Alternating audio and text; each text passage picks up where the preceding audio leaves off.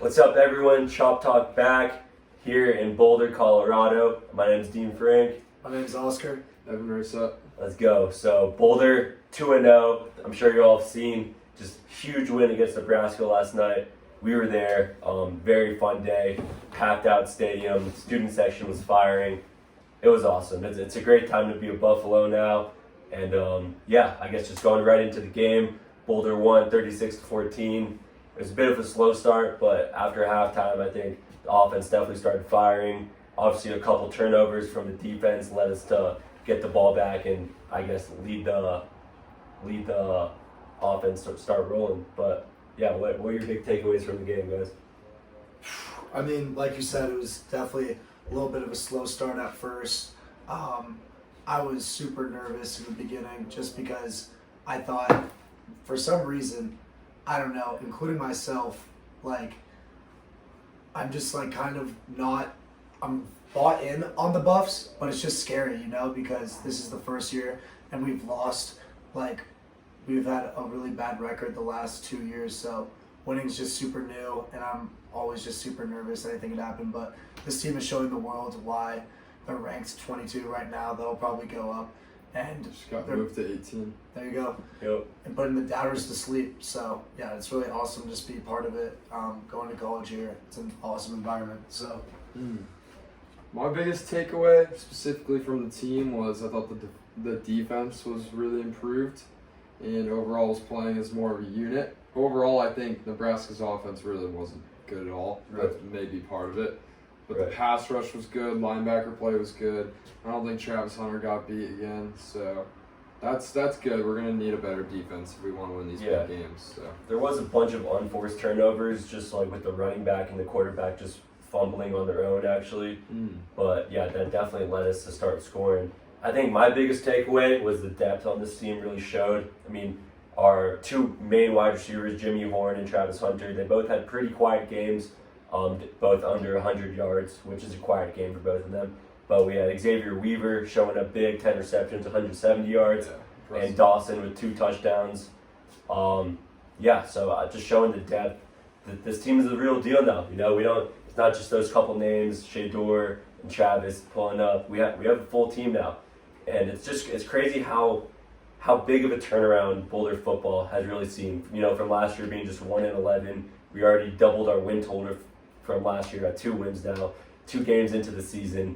And I think it shows. I mean, it was funny. Since this was the home opener, this was the first win of the season in Boulder, and everyone rushed the field right after the game. What do you guys think about that? Do you think, I don't know, I mean, it definitely shows we're not used to winning, but at the same time, I mean, we're obviously allowed to be excited about the win, I love it. I mean, I understand why people are angry because it wasn't that close of a game or anything like that, but for me, as a student that's been here for the last 2 years, as I said before, with all the losing we've done, I think we deserve a little celebrating. If that's how we want to do it, I don't see any problem with that.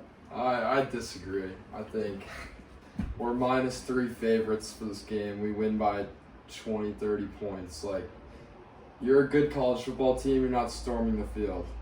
It's a little ridiculous. If we storm the field for that TCU game, that'd be fair, but we're past this level now and we have to it almost makes us look poor for storming the field. Yeah, no, you're not wrong. It's funny. I mean, with everyone storming the field, and then the background announcement is please do not storm the field while everyone's already on the field. There was people on there. Nebraska scored with a second left on the game clock. Yeah. And there was 50 students just sprinting out there at the very end of the game. Please get off the field. We have a rowdy fan base for Nebraska. I know. We do. We definitely aren't the best class fan base. I don't know. Personally, I see a Nebraska fan, I'm I don't say shit. I'm not even gonna say good game just because they're a random person. I don't really care. But just walking on the hill after the game, there's just everyone is chirping, Yeah. And it comes and goes. I mean, we have the win, but I still think it's way too early to celebrate, But along with this podcast, week to week, I think we'll just keep growing as a team. And I guess our confidence will keep building up. I think we all had this win, as we stated in our last predictions from the last pod. But 2-0 now. We got CSU next week. Big rival game with Lil Bro School. Game Day's coming, Big Noon's coming again with Fox. And yeah, you guys excited for that game? Oh yeah, man. I mean, if we thought this was a good game, I mean, Saturday Night Lights, 8 p.m. It's gonna be awesome, man. Yeah. And Bigger rivalry, honestly. like the chirping at that game is gonna be off the charts. There's gonna be a lot of CSU fans. There is. CSU fans are gonna come. Yeah. There was a lot of Nebraska fans at this game. No, they lot of red. travel well. I gotta respect them. Too much red, actually. But yeah, I guess another thing I saw with that, at the start of the game, I saw that Shador was talking about how the head coach of the Nebraska team and a couple other Nebraska players were like standing on the buffalo and the logo in the middle of the field, and he kind of broke that up at the start of the game. He was like, it's personal, you know, and then it's personal. He came out, Shador, with another Heisman type of game, almost 400 yards, 2 passing touchdowns, 1 rushing touchdown, and man, he's exciting to watch. He is the real deal. He's not just Deion's kid anymore. He's our quarterback one. All the haters keep talking, you know. He's just a kid from that HBCU who shouldn't have got that spot, but now he's really talking the talk. So, what do y'all think about Shador? Dude, his pocket movement in this game was phenomenal. Like TCU, he didn't really have to move around at all. He was releasing the ball in 2-3 seconds and still threw for 500 yards. Right. This game, he had to actually move around because there was some real pass rushing. Right. I thought it was really impressive. Like his legs are not bad at all. Yeah, I thought it was just so impressive when I looked at the stat sheet and saw he threw for damn near 400 yards. Because it just felt like a super slow game the entire time, at least the first half. And it's just like, oh, he just casually dropped 400 yards. He's averaging 450 yards a game this season. Yeah, my biggest thing with him is just his completion rate. It's still about 80% from both games. He has almost 1,000 passing yards in just 2 games and no interceptions, which is the biggest thing. Think he could legit be Heisman? I think he can definitely make a run for it, you know. I think he'll be up there in like top 5 voting, you know, because it's predominantly a quarterback award. So that guy from Texas, though, Quinn Ewers. Yeah, he's nice. He's really good. I think if you're bought in on this team, you're bought in on Shador Sanders being the Heisman, because like I don't see anything stopping him. We just knocked out TCU and Nebraska, which are highly respected programs. So I'm bought in. I gotta say, like, I'm looking forward weeks. I'm kind of looking past CSU. Like, fuck them. But Oregon did not look very good this week. I don't know if you saw the score of their game, but they played Texas Tech and they barely scrapped out a win. So I know that's our biggest game away right now at Oregon. Like, that's going to be tough. But if we could somehow win that, bro, who says we can't then beat USC at home right after that? It's crazy how, like, the turnaround, you know? Yeah. First week, I'm still getting excited about a first down on its own, and now we're talking about beating USC. Mm-hmm. Yeah, a bowl game would be super cool, though, too, as well. But yeah, yeah, we're definitely on track for a bowl game. Yeah, so yeah, I saw we did get moved up to 18th on the poll from, I believe it was from ESPN. And it's crazy to see, but Alabama is, like, within 10 other teams. I think. Yeah, Alabama just got ranked 10. Yeah. We're 8 back from Alabama. Yeah, that's awesome. Did you ever believe that? Yeah, I guess just so going into, we have another home game. Do you think, I think our home atmosphere, our student section might be one of the best in the country. Mm-hmm. And I definitely think playing at home gives us a huge advantage. Sure. So it'll be interesting to see like our it home definitely helps games. with defense as well, like the noise. I know. It's funny seeing like the freshmen just doing the scope buffs and like there's this one guy standing behind us and he was doing it while we were in offense, 3rd down. I'm like, bro, you're not supposed to talk when we're on offense, you know. So it's just funny. I mean, it was awesome. That was a packed stadium. Everyone's fucking moving the towels around and whatnot. And yeah, I mean, we were up and firing since like 6 a.m. And yeah, I'm kind of excited for the CSU game to be like a night game, you know, just a little Friday or Saturday Night Lights. That's gonna be fucking awesome. Yeah. Yeah, seriously, like it's a little colder too. We got to the game. The game started at 10, and I think we got there at like 9? Yeah. 9 maybe? And it was half of the student section was already full. It was ridiculous. Like there were people I know that weren't even sitting in the student section because they thought they could pull up when the game started, and it was just packed. 110% capacity. It was nuts, and I can't wait to do it again. Yeah. I want to start this little segment every week after every game, kind of just like taking on a couple points on what you guys think we could be doing better and what we improved on from this last week. I can start. We only had 58 rushing yards. Yes, the D-line for Nebraska was a lot better than TCU, obviously, but that is something we do need to focus on. Dylan Edwards, I don't know, he's super small, so it's like, I like how shifty and quick he is, but at the same time, when you're just running down dogs, some huge D-line, it's like there's nowhere to go for him, you know? So we definitely need Alton to come back.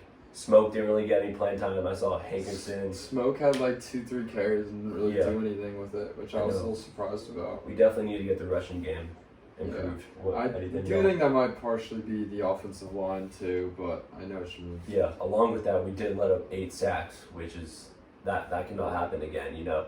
1 for Shador safety. I mean, the main thing, we got to keep him healthy all year, but 8 sacks, come on, man. Yeah, that's not good. Yeah, one thing I would say is we need to get better at stopping the run. I mean, it's hard to say this team did anything wrong. Like, they played a really good game. But Nebraska did have 200-plus yards on the ground yesterday, including that 60-yard Jeff Sims touchdown run, Right. which is hard to see. But, yeah, I think we control that, and we'll be in a lot better place for Colorado State next week. For me, there were too many penalties in the game, like way too many penalties. There were like 3 or 4 false starts on offense, like a few holdings here and there. Like that just can't happen. Like it's fine against Nebraska, but if we want to win these big games, like these stupid penalties, it just can't happen. Right. And to add to that, something we definitely improved on with this from the TCU game to now the Nebraska game was our defense. You know, we had, I think it was 3 fumble recoveries and an interception. Our defense definitely set the tone for the offense and had to start moving up in the second half. But yeah, I think having our defense show up definitely made me feel a lot more confident with the depth of this team. That guy Jared Dominic played really good for the linebacker. Yeah, we also had a couple sacks on our own, which was our first sack of the year, so that's something great to look at. Yes, sir. I think we did a great job blocking downfield. Like, yards after the catch, like, we had a lot of bodies making these guys' jobs easier, which led to a lot of big plays. So, shout out to blocking. Yeah. For me, I'd have to, maybe a specific player. I just thought Xavier Weaver played amazing. Like, week 1 he played good too, but week 2 he played 170 yards and 10 catches. Like, he was all over the place. Respect to him. And, yeah, just, I mean, this wide receiver corps is awesome. Yeah, for sure. I guess to wrap it up a little bit, Travis Hunter, you know, he definitely had more of a quiet game on offense, which is tough to say because he did have that one play where he broke 2 guys' ankles, and that enough it was still had like 76 yards everywhere on SportsCenter, just that one play, you know. So he's super exciting to watch, and then he's out there. I think he was out there almost every snap that first half. I saw him both on offense and defense. I don't know exactly how many tackles he had, but he was out there making plays on defense too. Dude, I have not seen him get beat first 2 weeks. I think, sorry. Yeah, no, listen. He had 4 tackles, but I think a thing to watch is just like, why would Dion play Travis if we're blowing the team out? You know what I mean? Like, he's probably being a little more conservative if we don't need him that badly. So yeah, I mean, you still see why he's considered one of the best players in the country, if not regarded as the best player in the country. Yeah. That move, he still had a big deep play. Like, he's got all the skills there. Yeah, I agree. I hope, like, for CSU, if it's a blowout, they'll probably stop. He probably won't play too many snaps. We just need to keep him healthy. Yeah, keep him healthy, keep him rested. But yeah, I mean, bro, it's awesome. Like, being in Boulder, so many different, like, Terrell Owens is out there, Stephen A. Smith, Shannon Sharp are out there, all the coverage in the world, media-wise. I think everyone just, you know, if you're not a Boulder fan, if you're not a student at Boulder, you're interested still, you know. We're entertainment, you know. And it's awesome. I like looking at the highlights, honestly, after the game, just to watch everything that happened go down in, I guess, slower time. Because at the game, it's like, it's just so fun being there. It's such a big difference from last year. But, yeah, what was I going to say? Oh yeah, I just there's so many haters now, like it's just everyone is talking about us. Nobody thinks we're the real deal. A lot of people do think we're the real deal. It's a lot of excitement, and I think that's exactly what Dion wants. We had a couple more like 4-star, 5-star recruits come out to the game. Mm-hmm. The basketball team showing out. Spencer Dinwiddie, Derek White were all there, and it's a great time to be a Buffalo, man. Mm. Couldn't agree more. Yeah. Well, very well said. Anything we want to do to wrap it up? I guess we can do maybe like a little prediction score for the CSU game, as I guess we're kind of going to start being a little more consistent. See what the spread is. Posting a little pod the day after the game to wrap it up. And today's week 1 NFL football, so tune in next time. We're going to post another podcast later this week talking about football because, man, we got all the coverage in the world. Fantasy football, NFL football, news and notes, whatnot. So make sure to tune in for that next week. But as for the CSU game, what y'all got? So we just got the live spread. I want your live reaction to this. So Yeah. I'm going to go, what do you think the spread is? I'm going to say no more than 14, minus 14 and a half. It's minus 23.5. Holy. Yeah. Holy. 23.5. It's crazy how the spreads just change so quick. Just 2 weeks ago at TCU, we were plus 20 odds, plus 700 money line. This week, those odds changed as well from minus 2 to minus 8, whatnot. So, minus 23. Oh my God. We were originally plus 7 to Nebraska, and we went to minus 3. Yeah, that's what I'm saying. Yeah, that's awesome. I guess for my predictions, I think our offense will keep firing. I'm gonna go 35 to 14. That was interesting. I was also going to use 35 as mine. So the spread didn't you hit, think but CSU's going to cover? yeah, 23 is a lot of points, bro. I don't know. I mean, I'm fine with the 20-point win either way. You know what I mean? Mm-hmm. Like, what do y'all think? I think it's going to be a big game, like we said. There's going to be a lot of Colorado State fans there. Big rivalry. Anything could happen. But I got Boulder up 35-20. That being said, I'm still betting the spread. It's going to hit. Alright, well then, I think it's going to be a blowout. I think this is the type of game Dion and the squad takes seriously. Like, this is a rivalry. This is Colorado. Like, these are little bros. There's in no world can we even let them compete with us. I'm thinking 42-7. Wow. And we will not be storming the field next week because we win now. Boulder is a football school. We Come better on. not storm the field, bro. Yeah. You know they're going to do it, but... Unless it's like a 35-32 game. Yeah, if it's a close Double game like that, overtime. like a Double overtime is like the double only- overtime, yeah, like that's fair. But Yeah. Sweet. Well, tune in later this week. We're going to be covering a little more NFL football, week 1, fantasy football, all that. And super excited for Boulder. 2-0. Let's start the season strong, and no one's stopping us. Prime time, baby. Let's go. Let's go, Buffs.